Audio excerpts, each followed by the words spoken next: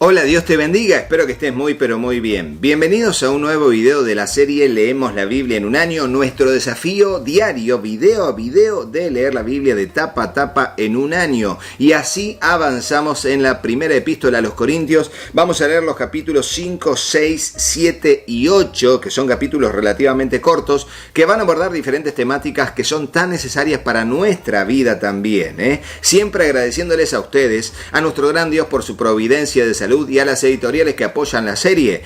Agradecemos a la editorial Holman, en principio aquí mostrándoles la Biblia centrada en Cristo, que es versión NBI, en este caso la que tenemos aquí, y estoy leyendo la Biblia de letra super gigante, versión Reina Valera 60, tipografía 16, de editorial Holman. También le agradezco a la editorial CLC, Centros de Literatura Cristiana, libros que irradian luz y cambian vidas, que desde Colombia y múltiples países en el mundo en que tienen librerías y distribuidoras cristianas, apoya la serie Leemos la Biblia en un año.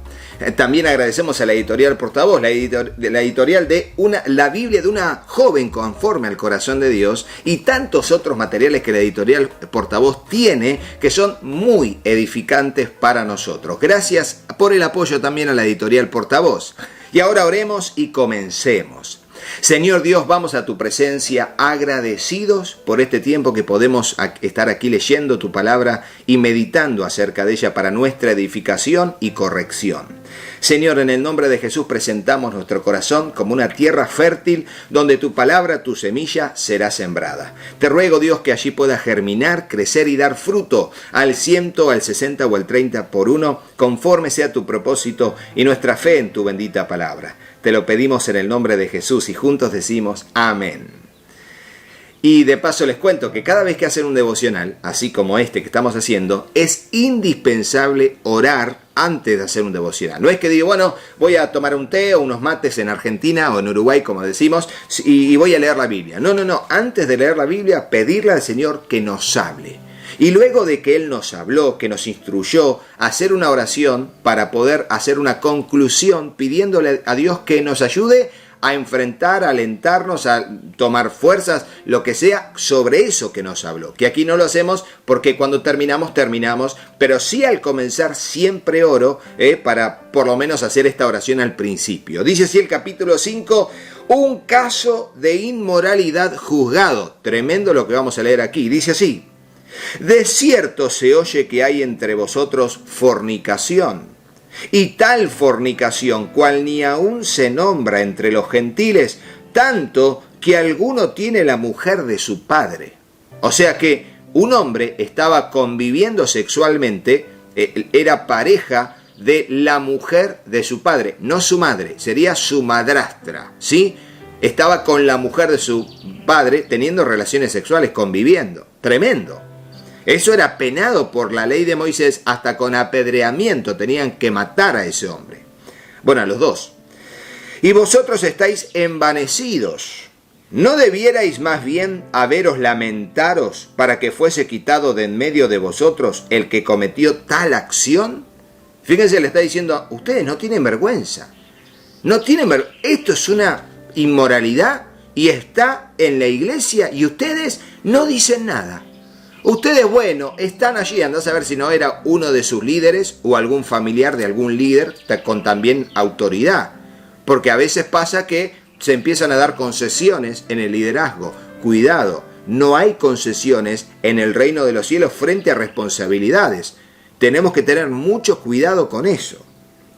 Ciertamente yo, como ausente, dice Pablo, en cuerpo, versículo 3, pero presente en espíritu, ya como presente he juzgado al que tal cosa ha hecho. O sea, ya Pablo tiene un veredicto, aunque no estuvo ahí, ni escucha nada más, ni escuchó más evidencias. Ya con lo que escuchó, ya está. Hay una sola solución con este caso. En el nombre de nuestro Señor Jesucristo, reunidos vosotros y mi espíritu, dice Pablo, con el poder de nuestro Señor Jesucristo, el tal sea entregado a Satanás para destrucción de la carne, a fin de que el espíritu sea salvo en el día del Señor. ¿Y qué significa, Rodo, esto de entregado a Satanás? Lo vamos a ver en un video particular acerca de la serie Creciendo con Vida, comentario bíblico en YouTube. Así que estén atentos porque lo vamos a ver Dios mediante esta semana, si tenemos la aprobación para hacerlo dentro de la cantidad de videos que hay en cola de producción. ¿No es buena vuestra jactancia? ¿No sabéis que un poco de levadura leuda toda la masa? Limpiaos pues de la vieja levadura para que seáis nueva masa, sin levadura como sois, porque vuestra Pascua, que es Cristo, ya fue sacrificada por vosotros. Así que celebramos la fiesta no con la vieja levadura, ni con la levadura de malicia y de maldad, sino con panes sin levadura, de sinceridad y de verdad. Fíjense, ahí está hablando de ser personas con pecado, practicando el pecado, o defendiendo el pecado, o justificando el pecado de otros, participando del pecado de otros, o ser panes sin levadura, que tengamos sinceridad y verdad. Y lo que está diciendo es, ya no somos gente que estamos sin Cristo. Ahora estamos en Cristo, y asemejando con la Pascua, con la fiesta de la Pascua, que se comía panes sin levadura, dice, vino Cristo, Él es nuestra Pascua, bueno, seamos nosotros mismos panes sin levadura, de sinceridad y de verdad. Allí es la comparación que hace. Pero igual no te pierdas el video de comentario bíblico en YouTube, Creciendo con Vida, esa lista de reproducción que está en el canal. Vas al canal nuestro, allí y pones lista de reproducción o playlist, así se llama, playlist. Y allí buscas la que entre todas las que hay ahí, que son todas edificantes, porque ese fue el propósito, está una que se llama Comentario Bíblico en YouTube u otra que se llama Creciendo con Vida. Ingresás allí, tenés un montón de videos donde vemos con Biblias de estudio diferentes temáticas explicándolas en base a lo que dicen las Biblias. Entonces dice luego, os he escrito por carta, versículo 9, que no os juntéis con los fornicarios. Esta es la primera carta que dice la introducción que parece que Pablo les mandó. Pero dice después, no absolutamente con los fornicarios de este mundo, o con los avaros, o con los ladrones, o con los idólatras, pues en tal caso os sería necesario salir del mundo, porque el mundo está lleno de esta gente. Más bien, os escribí que no os juntéis con ninguno que llamándose hermano, fuere fornicario, o avaro, o idólatra, o maldiciente, o borracho, o ladrón. Con el tal ni aun comáis. Porque ¿qué razón tendría yo para juzgar a los que están fuera? ¿No juzgáis vosotros a los que están dentro? Porque a los que están fuera Dios los juzgará. Quitad pues a ese perverso de entre vosotros. Fíjense cómo el apóstol Pablo está intimando a que realmente se den cuenta que si hay gente que se llama a sí mismo hermano en la fe o hermana en la fe, pero tiene características de practicar estos pecados, no es hermano en la fe. Tienen que echarlo afuera. Tienen que sacarlo de la iglesia. Capítulo 6 hablará sobre litigios delante de los incrédulos. Y fíjense qué importante es saber, comprender y practicar lo que vamos a leer aquí. ¿Osa alguno de vosotros, cuando tiene algo contra otro, ir a juicio delante de los injustos y no delante de los santos? ¿O no sabéis que los santos han de juzgar el mundo?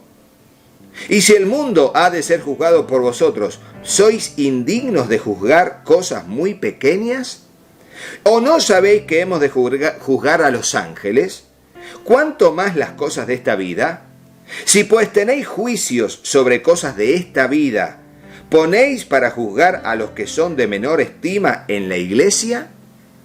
Para avergonzaros los digo, pues que no hay entre vosotros sabio, ni aun uno que pueda juzgar entre sus hermanos, sino que el hermano con el hermano pleitea en juicio, y esto ante los incrédulos. Así que, por cierto, es ya una falta en vosotros que tengáis pleitos entre vosotros mismos. ¿Por qué no sufrís más bien el agravio? ¿Por qué no sufrís más bien el ser defraudados? Pero vosotros cometéis el agravio y defraudáis, y esto a los hermanos. ¿No sabéis que los injustos no heredarán el reino de Dios? No erréis, ni los fornicarios, ni los idólatras, ni los adúlteros, ni los afeminados, ni los que se echan con varones, o sea, los que practican la homosexualidad, ni los ladrones, ni los avaros, ni los borrachos, ni los maldicientes, o sea, los que maldicen, ni los estafadores heredarán el reino de Dios. Y esto erais algunos, mas ya habéis sido lavados, ya habéis sido santificados, ya habéis sido justificados en el nombre del Señor Jesús y por el Espíritu de nuestro Dios. Explico rápido. Ellos tenían un problema. Habían pleito entre ellos. Alguien se trataba deshonradamente con otro, alguno sufría un agravio por otro, se injuriaban, se calumniaban, y en vez de resolverlo en la iglesia, frente al liderazgo en la iglesia, se hacían juicios delante de jueces del Imperio Romano o de la ciudad griega. Entonces los que eran jueces decían, pero mirá estos cristianos, se viven peleando unos con otros, ¿cómo se defraudan? Uno se queja del otro y le levantó un juicio y le hizo una demanda por deshonestidades, y el otro, y al final queda re mal el testimonio de Cristo. Por eso Pablo dice, si alguno tiene un agravio contra otro, primero, está mal agraviar al otro, es lo que está diciendo aquí. Segundo, en todo caso, alguien carnal, alguien que se cree hermano pero vive como un mundano, te agravia, te genera disensiones, bueno, sé sufrido. El amor es sufrido, lo vamos a leer más adelante. ¿Qué significa el amor es sufrido? Que está dispuesto a sufrir por amor, para no causar un agravio. Yo recuerdo en oportunidades a personas que me han dicho, mira, Rodó, me han defraudado algunas personas en la iglesia, pero yo no quiero denunciarlo para no hacerle un mal a la iglesia de Jesucristo. O sea, yo no quiero exponerlos públicamente delante del mundo o de los jueces haciendo denuncias para no hacer un mal a la iglesia de Jesucristo. Prefiero sufrirlo, encomendarlo al Señor y que siga adelante. Ya Dios juzgará la causa. Y eso creo que es una actitud muy madura, muy espiritual. Y bueno, un poco vemos aquí, hay tanto más que decir, pero esto es Leemos la Biblia en un año. Si querés agregar algo más en el comentario, todos están bienvenidos. Aquí son bienvenidos para poner en el comentario lo que crees conveniente de esta primera parte del capítulo 6. Y ahora hablará sobre glorificar a Dios en vuestro cuerpo. Versículo 2 en adelante, dice así.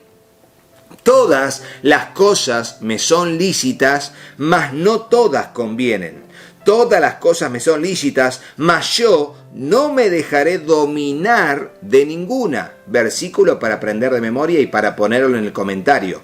Por lo menos pon esta parte en el comentario. Pone esto. Todas las cosas me son lícitas, mas no todas convienen. Ponelo en el comentario, por favor. Las viandas para el vientre y el vientre para las viandas, pero tanto al uno como a las otras destruirá Dios, el cuerpo y la comida. Pero el cuerpo no es para la fornicación, sino para el Señor, y el Señor para el cuerpo. Y Dios que levantó al Señor, también a nosotros nos levantará con su poder. ¿No sabéis que vuestros cuerpos son miembros de Cristo? ¿Quitaré pues los miembros de Cristo y los haré miembros de una ramera? De ningún modo. Fíjense, voy a agarrar mi cuerpo y voy a convivir sexualmente con una prostituta. No, porque mi cuerpo es templo de Cristo. No puedo hacerlo.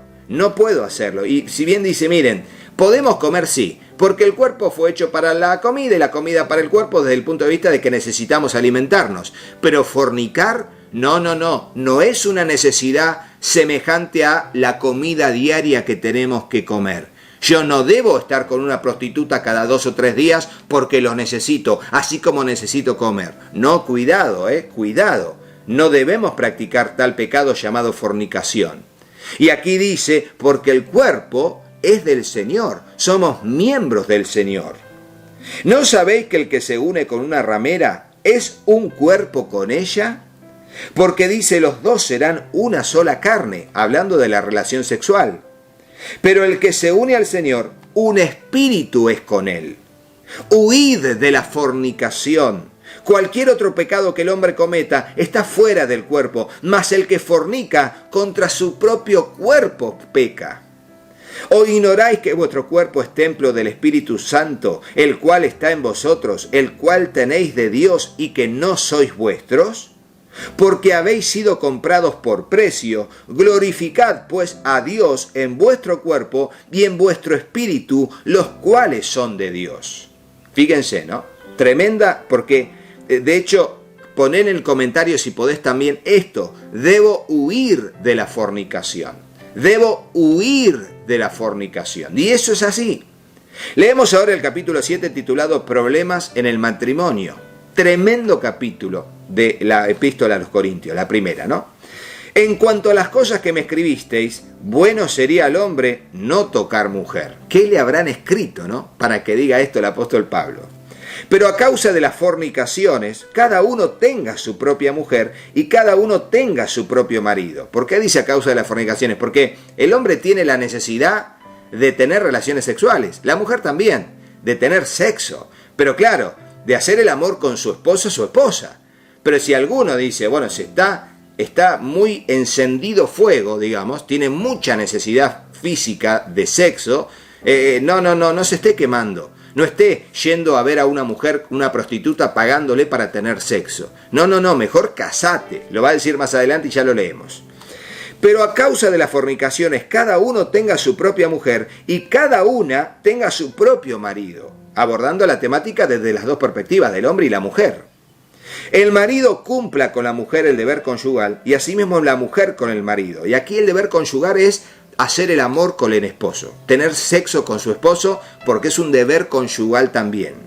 La mujer no tiene potestad sobre su propio cuerpo, sino el marido.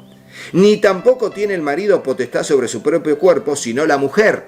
O sea, hay que satisfacer el deseo del otro, eso tiene que ver, pero no con actitud déspota o dictatorial, sino por el placer de satisfacer al otro, ¿sí? De eso se trata. No os neguéis el uno al otro, o sea, tengan relaciones. Si tu marido quiere tener sexo con vos, hacer el amor, hacelo, y así viceversa, ¿no? Salvo en algunos momentos, por ejemplo miren.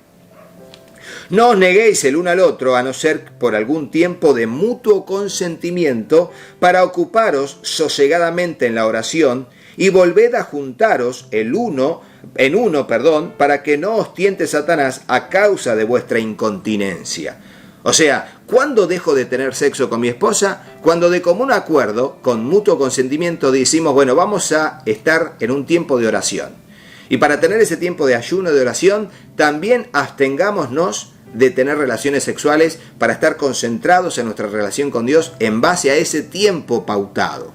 Pero luego volvemos a ser marido y mujer y tenemos relaciones sexuales y estamos juntos. ¿Por qué? Porque tenemos esa necesidad y por ahí podemos ser tentados, cuando uno no tiene relaciones sexuales puede ser tentado con otra persona para finalmente tener relaciones sexuales. Mucho cuidado con eso. Mas esto digo por vía de concesión, no por mandamiento. Quisiera más bien que todos los hombres fuesen como yo, pero cada uno tiene su propio don de Dios, uno a la verdad de un modo y otro de otro. Digo pues a los solteros y a las viudas que bueno les fuera quedarse como yo.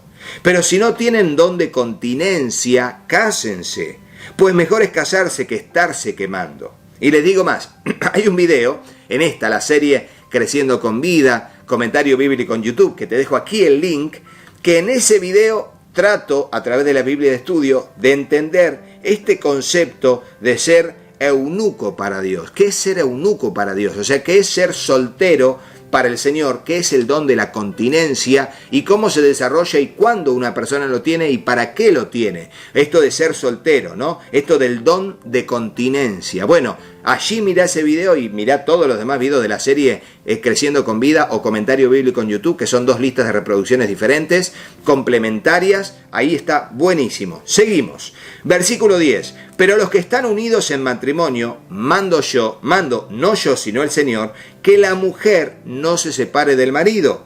Y si se separa, quédese sin casar, o reconcíliese con su marido, y que el marido no abandone a su mujer.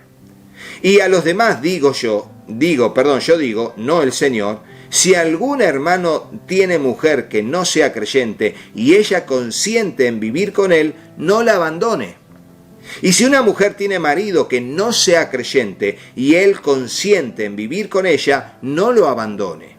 Porque estaba a la disposición también de que una persona se convertía y el que era no creyente, sea esposo o la esposa, bueno, decía, mira, yo no quiero estar más con alguien con estos valores. Pero se quedaba soltera. La mujer que abandonaba a su esposo se quedaba soltero. ¿Por qué? Porque convenían en separarse porque tenían diferente fe.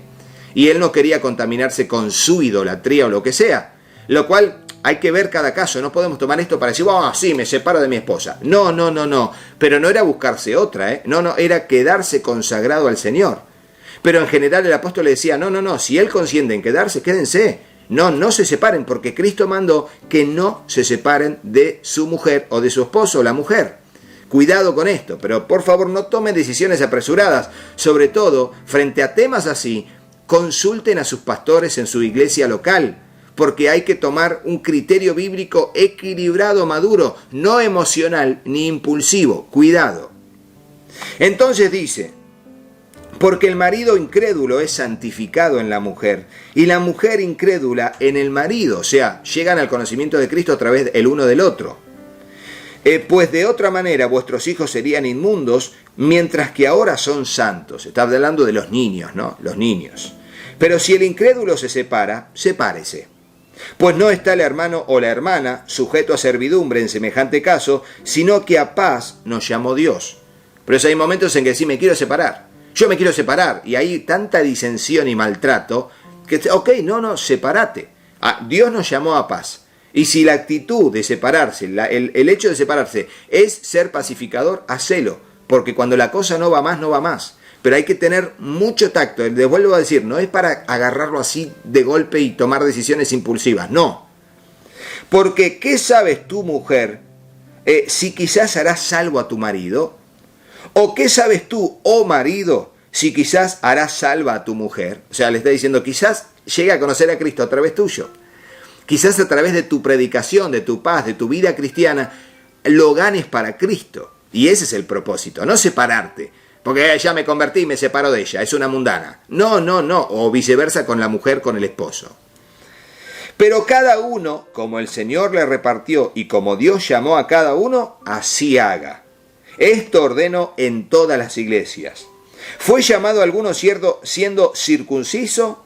Quédese circunciso. ¿Fue llamado alguno siendo incircunciso? No se circuncide.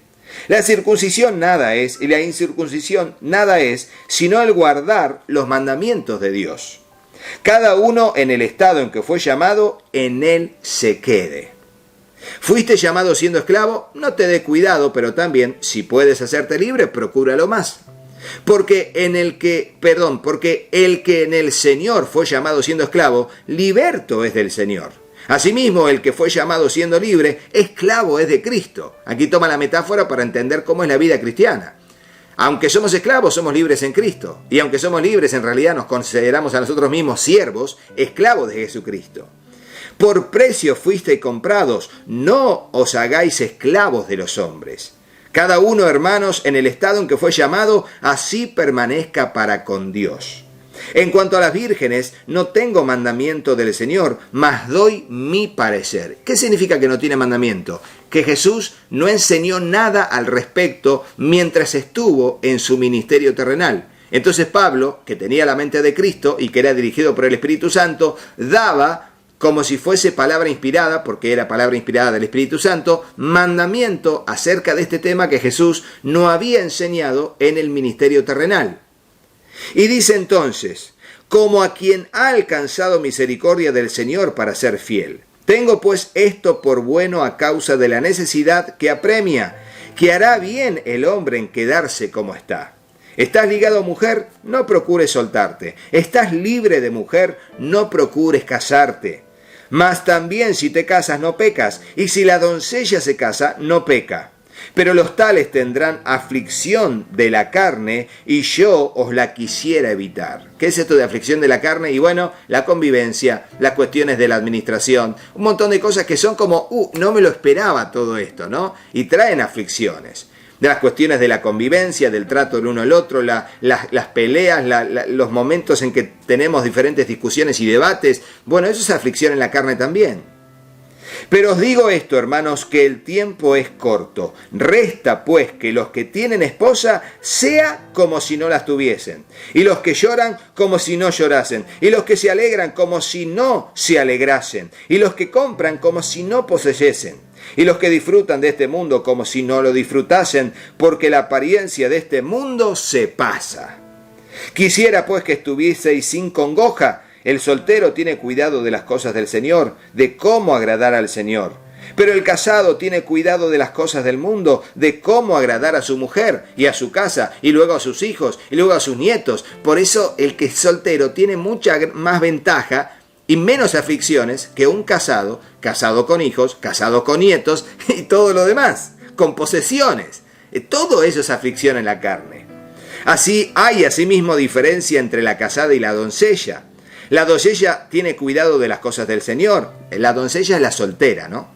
Dice, para ser santa así en cuerpo como en espíritu, pero la casada tiene cuidado de las cosas del mundo, de cómo agradar a su marido. Esto lo digo para vuestro provecho, no para tenderos lazo, sino para lo honesto y decente, para que sin impedimento os acerquéis al Señor.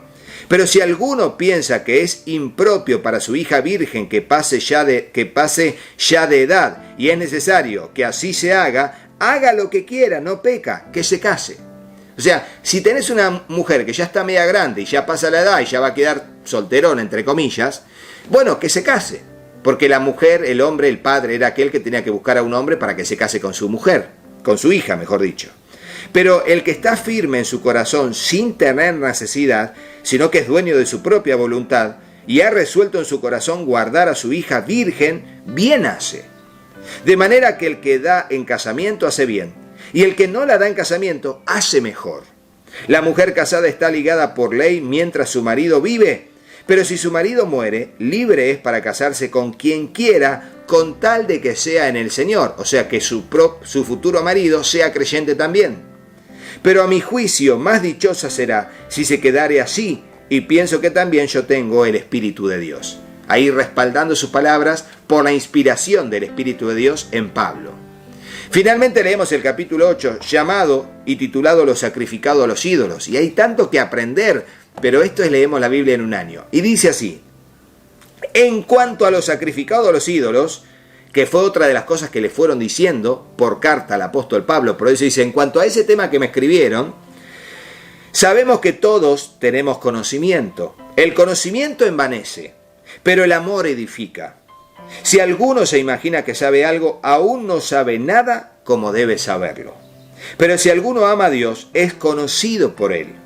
Acerca pues de las viandas que se sacrifican a los ídolos, sabemos que un ídolo nada es en el mundo y que no hay más que un Dios.